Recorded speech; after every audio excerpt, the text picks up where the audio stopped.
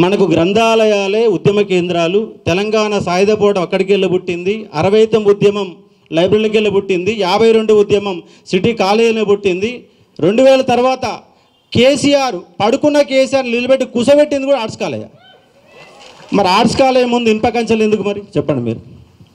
Arts college ముందు ఇనుప కంచెలు వేశారు. ఇవాళ ఇనుప కంచెలు అవసరమా? మరి తీపిచ్చే ప్రయత్నం చేయమని చెప్తున్నా. ఈ ప్రధాన సమస్యలు. ఇంకోటి ఏంటంటే అసలు మీ ప్రభుత్వం కాడ ఉద్యోగాల లెక్కలు ఉన్నాయా లేవో? ఫస్ట్ ఇప్పుడు 2 లక్షల ఉద్యోగాలు అన్నారు కదా, ఎన్నికల మేనిఫెస్టోలో 2 లక్షల ఉద్యోగాల ప్రకటన వచ్చింది. మరి ఏ లెక్కలు లేకుండా మీరు ఎట్లా మేనిఫెస్టో ఎట్లా ఇచ్చారు?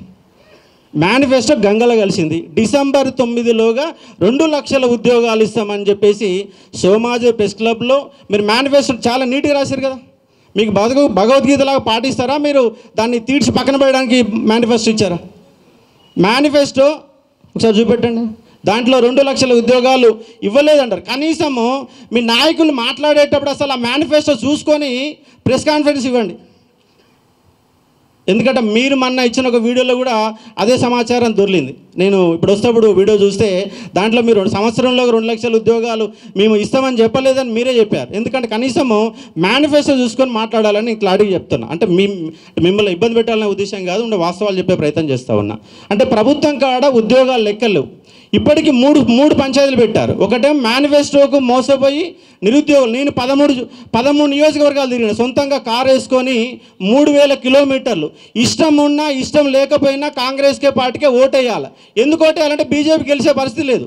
ఈ ప్రతిపక్షంలో ఉందంటే కాంగ్రెసే గెలవాలా, ఖచ్చితంగా ఓటేయాలని బరాబర్ చెప్పినా. నేను మహబూబ్ నగర్ జిల్లా మొత్తం తిరిగి వచ్చిన మీ ఏఐసీ తరపున. నాకు ఆ విడ్డలు, నేను ఇంకో జర్నలిస్టు ముగ్గురం కలిసి ఒక్కొక్క జిల్లాలు పంచుకొని ఎక్కడైతే కాంగ్రెస్ పార్టీ ఓడిపోవడానికి అవకాశం ఉన్నదో ఆ నియోజకవర్గాలు మాకు ఇచ్చారు. అవన్నీ కూడా తిరిగి వచ్చినాం. 2 లక్షల ఉద్యోగాలు మేనిఫెస్టో పెట్టారు. అద్భుతంగా పెట్టారు. ఏమని పెట్టారు? ఏప్రిల్లో ఫస్ట్ ఫేజు, నవంబర్లో సెకండ్ ఫేజు.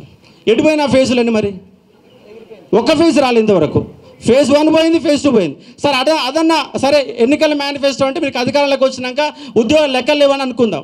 మరి నిండు అసెంబ్లీ సాక్షిగా 119 ఎమ్మెల్యేల సాక్షిగా ఆర్థిక శాఖ మంత్రి బట్టి విక్రమార్క గారు మొదటిసారిగా జాబ్ క్యాలెండర్ ఇచ్చారు. మరి అసెంబ్లీ సాక్షిగా ఇచ్చిన జాబ్ క్యాలెండర్ ఇంప్లిమెంట్ చేయాలి కదా, అది పోయింది. మళ్ళీ రెండోసారి మళ్ళీ అసెంబ్లీ మళ్ళీ జాబ్ క్యాలెండర్ అన్నారు. ఎన్నిసార్లు మేనిఫెస్టో ఇస్తారు? ఎన్నిసార్లు జాబ్ క్యాలెండర్లు ఇస్తారు? అసలు ఉద్యోగాలు ఇస్తారా? ఇయ్యరా? ఇచ్చే పరిస్థితి కనబడతలేదు. కాబట్టి మీ కాంగ్రెస్ గవర్నమెంట్ వచ్చినాక నేను 2 సార్లు లంగస్ట్రైక్ చేసిన. మీరు ఇప్పటి వరకు ఇచ్చిన ఉద్యోగాలు కేవలం 5000 ఉద్యోగాలు మాత్రమే. ఓన్లీ 5000 ఇచ్చారండి. 5089 ఉద్యోగాలు డిఎస్సికి యాడ్ చేశారు. అది మీరు ఇచ్చిన నోటిఫికేషన్ కాదు. యాడ్కు ఉద్యోగాలు పెంచిన వాటికి మాత్రమే మీ లెక్క. ఎందుకంటే కానిస్టేబుల్ నోటిఫికేషన్ మీరు ఇవ్వలేదు, ఎగ్జాము మీరు పెట్టలేదు, గ్రౌండు మీరు పెట్టలేదు. ఏది పెట్టకుండా ఉద్యోగాలు మీ ఎట్టయితాయి? నియామక పత్రాలు మాత్రమే ఇచ్చేస్తే ఉద్యోగాలు మీ అకౌంట్లో పడతాయా? లేదు. మీ ఉద్యోగాలు మీరు చెప్తున్నారు. మరి ఎన్నికల మేనిఫెస్టోలో టీఆర్ఎస్ పార్టీ ఇచ్చిన ఉద్యోగాలే మేము ఇస్తున్నాం అని చెప్పిరా? మీరేమన్నా చెప్పలే కదా. వాళ్ళు ఇస్తున్న ఉద్యోగాలు మేము కల్పిస్తామని ఎక్కడ చెప్పలే. వాళ్ళు ఇచ్చిన ఉద్యోగాలు మీ అకౌంట్లో వేసుకున్నారు. ఎందుకంటే ఎస్ఐ కానిస్టేబుల్ నోటిఫికేషన్ ఇచ్చింది గత గవర్నమెంటే, ఎగ్జామ్ పెట్టింది గత గవర్నమెంటే, గ్రౌండ్ పెట్టింది గత గవర్నమెంటే, పత్రాలు మాత్రమే ఇచ్చిండు రేవంత్ రెడ్డి గారు. రెండో అంశం, గురుకులాలు 9000 ఉద్యోగాలు వేశారు. 9000 ఉద్యోగాల సంబంధించి ఎగ్జామ్ పెట్టింది గత గవర్నమెంటే, నోటిఫికేషన్ ఇచ్చింది గత గవర్నమెంటే, రిజల్ట్ ఇచ్చింది గత గవర్నమెంటే. కేవలం పత్రాలు ఇచ్చారు. ఆ పత్రాలు కూడా మీరు పార్లమెంట్ ఎన్నికల కోసం డిఎల్ ఇచ్చిన తర్వాత జేఎల్ తర్వాత పీజీటీ, తర్వాత టీజీటీ ఇట్లా పైకెళ్ళి ఇవ్వాలా. కానీ మధ్యలో పీజీటీ ఇచ్చారు. ఎందుకు ఇచ్చారంటే డిఎల్కి డెమో పెట్టాలి, దానికి ఇంటర్వ్యూ ఉంటుంది. జేఎల్కు డెమో ఉంటే ఇంటర్వ్యూ ఉంటుంది. అవి పెడతాను ఇంకో 4 రోజులు పడుతుంది. 4 రోజుల్లోగా మీ ఉద్యోగ పత్రాలు ఇవ్వాలి కదా. అంటే రేవంత్ రెడ్డి ఎన్నికల ముందు కోసమే, మేము ఉద్యోగాలు చెప్పుకోవడం కోసమే మీరు ఇవాళ గురుకులాలలో 2500 ఉద్యోగాలు మిగిల్చుకున్నారు. ఇవాళ 2500 ఉద్యోగాలు మిగిలిపోయినాయి. 2500 కుటుంబాలు వాళ్ళని మీరు సర్వనాశనం చేసి పడేశారు. ఎందుకంటే ఉద్యోగాలు వస్తాయని చెప్పేసి రాసిరు, 1:2 లిస్టులో ఉన్నారు, పత్రాలు ఇచ్చారు, సర్టిఫికేట్ వెరిఫికేషన్ అయిపోయింది, అన్నీ అయిపోయినాయి. కానీ ఉద్యోగాలు మాత్రం రోడ్డు మీద ఇందిరా పార్క్ 5 సార్లు ధర్నా పెట్టారు. రేవంత్ రెడ్డి గారి ఇంటిని ముట్టడి కూడా 10 సార్లు ముట్టడి చేశారు. అయినా కూడా వాళ్ళ గోస ఇంతవరకు పట్టించుకున్నోడే లేడు. ఎస్ఐ కానిస్టేబుల్ 3,500 ఉద్యోగాలు మిగిలిపోయినాయి. గ్రూప్ 4లో 3,500 ఉద్యోగాలు మిగిలిపోయినాయి. మీరు ఇచ్చిన 60,000 ఉద్యోగాలు అని చెప్తారు కదా, మీరు 60,000 ఉద్యోగాలు ఇవ్వలే, 10,000 ఉద్యోగాలు మిగిల్చుకున్నారు. మీరు వాస్తవంగా చెప్పండి, 10,000 ఉద్యోగాలు మిగిల్చుకున్నారు, కొత్త ఇవ్వాల. సర్టిఫికెట్లు ఇచ్చేసి పత్రాల సీఎం అంటే ఎట్లయితే చెప్పండి. మీరు రేవంత్ రెడ్డి గారిని మేము ప్రెస్ క్లబ్లలో మాట్లాడి ఆడ మాట్లాడి ఈడ మాట్లాడి కాంగ్రెస్ పార్టీని గెలిపిస్తే ఇవాళ పత్రాల సీఎం అయిపోయింది రేవంత్ రెడ్డి గారు.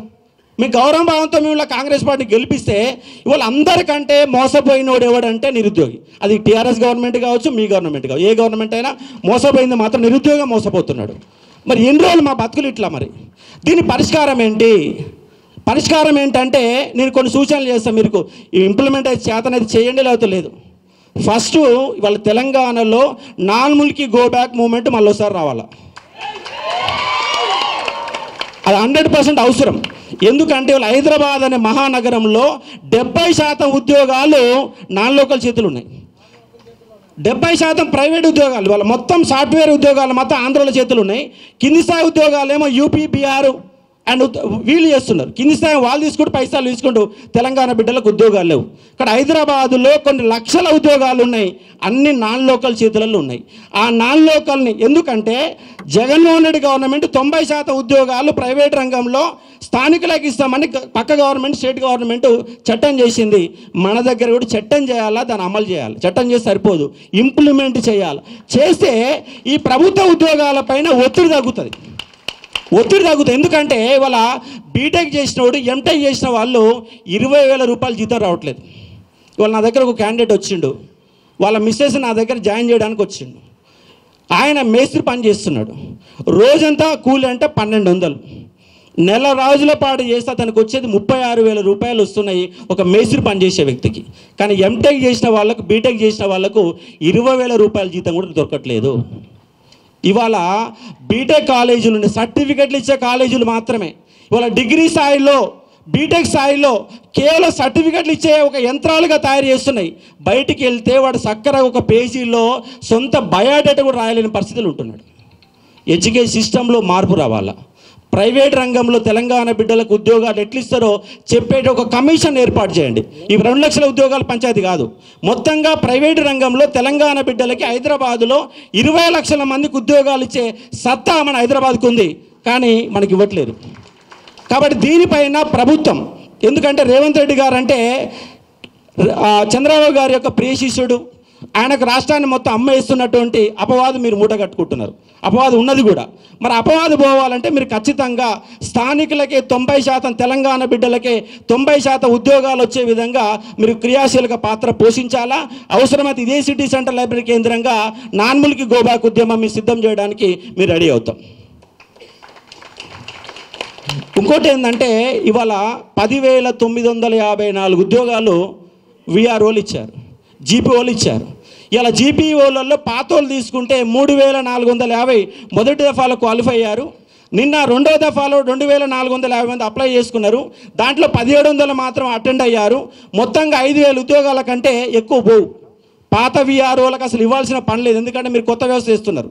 జీపీ అనే కొత్త వ్యవస్థ తీసుకొచ్చి మళ్ళీ పాతోళ్ళు ఎందుకు? మళ్ళీ పాతోళ్ళకి ఆల్రెడీ ఉద్యోగం ఉంది కదా. ఉద్యోగం ఉన్న వాళ్ళకి ఇచ్చి కూడా రేపు అవి కూడా మీరు 5,000 లెక్కలు కౌంట్ వేసుకుంటారు. వీళ్ళు ఇచ్చిన వాళ్ళకే ఉద్యోగాలు ఇచ్చి కూడా మా 5,000 కూడా మేము ఇచ్చినామని కౌంట్ వేసుకునే ప్రమాదం ఖచ్చితంగా ఉంది. అది మీరే గుర్తుపెట్టుకోండి, ఎందుకంటే మేము ముందు మాట్లాడుతున్నాం. మీరు ఎమ్మెల్సీ కాబట్టి మీరు ఏమైనా చర్చల ప్రతినిధిగా ఉండడం మాత్రం తప్ప మీరు ఎందుకంటే ఇంప్లిమెంట్ చేయడం అనేది సాధ్యం కాదు ఒక ఎమ్మెల్సీగా. కాబట్టి మేము ఏమంటున్నామంటే మేము ఒక 10,000 మంది ఒక దగ్గర కూర్చుంటాం, దానికి రేవంత్ రెడ్డి గారు మీటింగ్ పెట్టండి, ఇందిరా పార్క్ అని పెడతాం. ఒక 5,000 మంది వస్తాం, 10,000 మంది వస్తాం. మా బాధ వినాలా.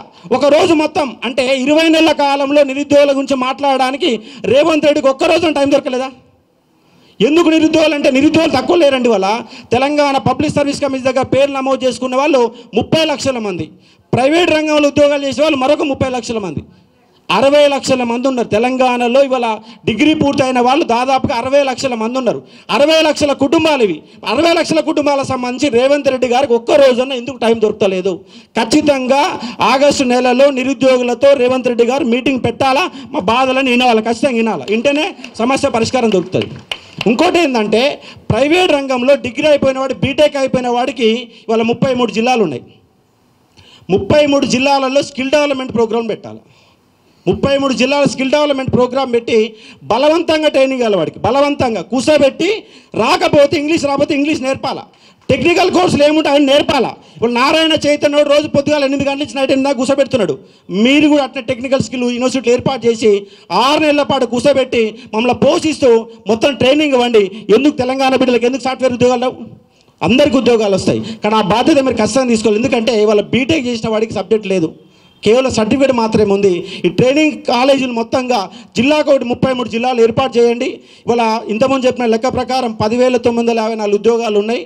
ఇవి విఆర్ఓ ఖచ్చితంగా రేపే స్థానిక సంస్థ ఎన్నికల లోపు ముందే జీపో నోటిఫికేషన్ ఖచ్చితంగా ఇవ్వాలి. ఎందుకంటే మన దాకా గ్రూప్ 2 చదివారు, గ్రూప్ 3 చదివారు, ఎస్ఏ కానిస్టేబుల్ చదివిన వాళ్ళు అంటున్నారు. వాళ్ళందరికీ 6,000 ఉద్యోగాల్లో ఆల్రెడీ 70% ప్రిపరేషన్ అయిపోయింది. వాళ్ళకు ఆల్రెడీ ప్రిపేర్ అవుతున్నారు కాబట్టి 70% ప్రిపరేషన్ అయిపోయింది. ఇంకో 30% ప్రిపరేషన్ అయిపోతుంది. జీపీఏ ఉద్యోగాలు తక్షణమే రేపే అంటే రేపే విడుదల చేసే విధంగా మీరు కంపల్సరీగా మాట్లాడే ప్రయత్నం చేయండి. ఒకవేళ మీ కాంగ్రెస్ వాళ్ళకు సబ్జెక్ట్ లేదంటే నేను సబ్జెక్ట్ చెప్తాను మీకు. నిరుద్యోగ అంశాలు ఏమున్నాయి, ఎన్ని ఉద్యోగాలు ఇచ్చారు, ఏ టైంలో ఏమి ఇచ్చారు, ఎంతమందికి ఇచ్చారు, క్వాలిఫికేషన్ ఏంటి, దానికి కావాల్సిన అర్హతలు ఏంటి, మొత్తం లెక్కలు చెప్తాను నీకు. ఎందుకంటే నేను 2014లోనే నమస్తే తెలంగాణలో ఎడ్యుకేషన్ డెస్క్ ఇచ్చారు నేను. మీరు అప్పుడు ఆర్టికల్ రాసినప్పుడు కూడా నేను సొంతంగా ఆర్టికల్ పెట్టోని. మీరు నల్గొండ జిల్లాకు వచ్చిన ప్రతిసారి నేను నమస్తే తెలంగాణలో ఫస్ట్ పేజీలో పెట్టోని. ఎందుకంటే నాకు యూనివర్సిటీ అంటే అభిమానం, తెలంగాణ బిడ్డలంటే అభిమానం. యూనివర్సిటీకి వెళ్ళి ఎవరు వచ్చినా ఫస్ట్ పేజీలో పెట్టాను నేను, ఎవరు వచ్చినా ఫస్ట్ పేజీలో పెట్టాను. ఎందుకంటే ఉద్యమంలో ఉస్మానియాలో పిహెచ్ చేసిన వ్యక్తిగా నాకు అనుభవం ఉంది కాబట్టి ఉద్యోగాలపైన మీరు చర్చకి ఏడబెట్టమన్నా నేను రెడీగా నేను వస్తాను. కాబట్టి ఖచ్చితంగా మొన్ననే మరి గ్రూప్ 2 మన దాకా సర్టిఫికేట్ వెరిఫికేషన్ అయిపోయింది. ఇంతవరకు వాళ్ళకు ఉద్యోగాలు ఇవ్వాల. రేపంటారు మాపంటారు, వచ్చినప్పుడు ఒక లెక్క చెప్తారు, ఆ సీట్లకు పోయినాక మరొక లెక్క చెప్తారు. ఇవాళ బుర్రా వెంకటేశం గారు ఏమన్నారు, పైకి వెళ్ళి కింది చెప్తా ఉన్నారు. గ్రూప్ 2 అయిపోకముందే గ్రూప్ 3 మన సర్టిఫికేట్ వెరిఫికేషన్ మొదలు పెట్టారు. మేము గట్టిగా డిమాండ్ చేస్తే వాళ్ళు గ్రూప్ 3 ఆపి కూడా నెల రోజులు అవుతుంది. ఎందుకు సర్టిఫికేట్ వెరిఫికేషన్ చేస్తలేరు? ఇంకా గ్రూప్ 2 ఆనే ఆపారు, గ్రూప్ 3 ఆనే ఆపారు. గ్రూప్ 1 కోర్టులో కేసుంది. ఏమంటే బల్మూరి వెంకట్ కానీ, రియాజ్ కానీ, మానవతరాయి అండ్ ఇంకోళ్ళు ఆయన పేరు చెనగాని దయాకర్, ఈ నలుగురే 10 సార్లు మాట్లాడుతూ అబద్ధాలు చెప్తున్నారు. మీరు మాట్లాడకపోతే మాట్లాడకండి, అబద్ధాలు చెప్పకండి. రేపు ఇది వస్తుంది, ఎల్లుండి ఎందుకు రేపు? మీరు ఆల్రెడీ ఎన్నికల మేనిఫెస్టోలో డిసెంబర్ 9లోకి ఇస్తామని చెప్పారు. డిసెంబర్ 9లోకి ఇస్తామని చెప్పి ఆల్రెడీ అయిపోయింది. అయిపోయినాక మళ్ళీ త్వరలో పదవి ఎందుకు? మళ్ళీ ఎన్ని రోజుల పాటు జరుపుతారు? ఇంకా వీళ్ళు మాట్లాడొద్దని చెప్పండి, పార్టీ పరంగా ఆదేశాలు ఇవ్వండి. ఎందుకంటే వాళ్ళు తప్పుడు సమాచారం ఇస్తారు. కనీసం మరి ప్రెస్ మీట్కి వచ్చినప్పుడు ఆ మేనిఫెస్టో చూడమని, జాబ్ క్యాలెండర్ చూసి ఎప్పుడు ఇస్తామని లెక్కలతో సహా చెప్పండి.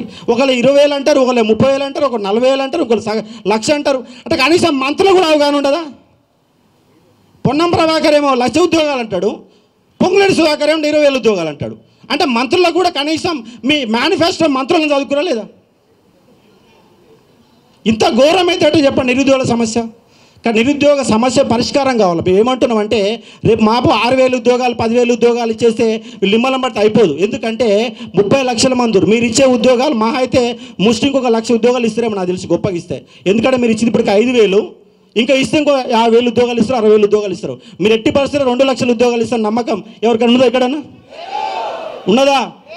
మరి ఏం చేయాలి 2 లక్షల ఉద్యోగాల కోసం? మరి ఏం చేయమంటారు మీరు చెప్పండి అన్న. మీరు లీడరే, ఉద్యమ లీడరే కదా. 2 లక్షల ఉద్యోగాల కోసం మమ్మల్ని ఏం చేయమంటే అది చేస్తాం. మీరే మాట్లాడాలి, మీరే చెప్పాలి. అది వినటానికే నేను ఉన్నది ఇప్పుడు. కాదన్నా, నువ్వు కూడా ఉద్యమకారుడు కదా. ఉద్యమకారుడు కానీ ఇప్పుడు ప్రభుత్వంలో ఉన్నా కదా, మీ తరపున కాకుండా మీది వినడమే నా బాధ్యత. నేనేమంటున్నా అంటే మా 2 లక్షల ఉద్యోగాల కోసం మీరు ఆమరణ మొదలు పెట్టండి. అది ఇవ్వనప్పుడు ప్లాన్ చేస్తా. కానీ ఇప్పుడు నీదంతా నాకు ఎందుకంటే సమాచారం కావాలి కాబట్టి నువ్వు మొత్తం మాట్లాడు. నేనేమంటున్నా అంటే మాకు 2 లక్షల ఉద్యోగాలు ఎప్పుడు ఇస్తారు? టైం బాగా పెట్టండి. నేను మాట్లాడేటప్పుడు అదంతా చెప్తా. కానీ మీది మొత్తం మీ డేటా, మీరు మీ కడుపులో ఏముందో మొత్తం నాకు ఇచ్చేస్తే ఫస్ట్ నేను రాసుకోవాలి. ఏమేం సమస్యలు ఉన్నాయో మీరు ఆవేదనతో చెప్పినా, ఆక్రోశంతో చెప్పినా, కోపంతో చెప్పినా, ఎట్లా చెప్పినా నాకు కావాల్సింది సమాచారం కావాలి. ఎందుకంటే కూల్గా వింటా. దీని తర్వాత నేనేం చేయాలనో ఒక 5 నిమిషాలు చెప్తా అంతే. నేనేమంటున్నంటే నేను కాంగ్రెస్ పార్టీ తరఫున ప్రచారం చేసినంటే గెలవాలని చేసినా, ఓడిపోవాలని చేసినా డెఫినెట్గా నువ్వు చేసింది తెలుసు, బ్యాక్గ్రౌండ్ ఏం చేసిందో కూడా నాకు తెలుసు. అన్నీ చేసినాం. మరి అన్నీ చేసినాక ఇవాళ విద్యార్థుల తరపున మాట్లాడుతున్నా నేను. ఇవాళ కాంగ్రెస్ తరపున ఇప్పుడు పోరాటం చేస్తున్నా, కొట్లాడుతున్నా. కాంగ్రెస్ పార్టీ మీద కోపం ఎందుకు వచ్చింది మాకు? కాదు, ఇప్పుడు ఫ్రంట్ ఎండ్ ఉండి మాట్లాడు.